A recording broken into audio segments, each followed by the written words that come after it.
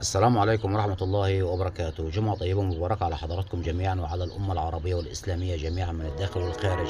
النهاردة يا سادة محترمين 17 أكتوبر 2025، ده اليوم المنتظر والمرتقب لكل الخونة، لكل الإرهاب، لكل الناس اللي بتهاجم مصر من الداخل والخارج عشان يلعبوا على أوتار الشعب المصري البسيط المحترم، ألا وهو 17 أكتوبر 2025 تم ارتفاع زيادة البنزين.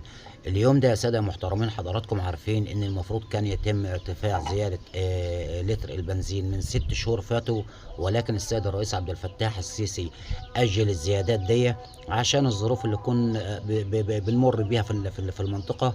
أجلها لحد الشهر أكتوبر، ودينا احنا في شهر أكتوبر وتم زيادتها اليوم 17 اكتوبر 2025.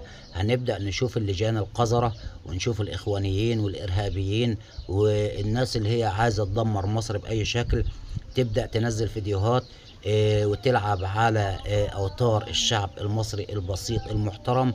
زيادة البنزين وارتفاع الأسعار والمواصلات وإلخ إلخ إلخ.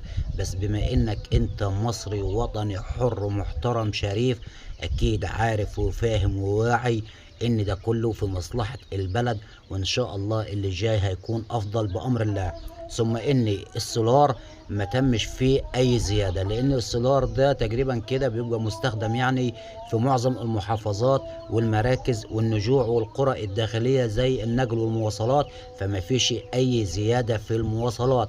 أما بالنسبة للأسعار، إحنا هنا بنطالب وبنناشد كل القيادات المصرية والحكومة المصرية المسؤولة عن مراقبة الأسعار والأسواق إن هي تشتغل شوية في الشوارع المصرية، وتبدأ تتابع وتلاحظ وتشوف جشع التجار. لأن زيادة البنزين، يعني أنا قلت السولار ما زادش، زيادة البنزين زاد بنسبة بسيطة جدا، ما يقرب من جنيه حتى جنيه ونص، يعني من جنيه لجنيه ونص. فاحنا هنبدأ نشوف ارتفاع في الأسعار بنسبة كبيرة، ولكن هنا ده جشع تجار، والحكومة بأمر الله آمنين في المولى عز وجل إن هي هتراقب الأسعار بنفسها وهتباشر الأسعار بنفسها، وإن شاء الله هتمر مرور الكرام سالمين غانمين بأمر الله.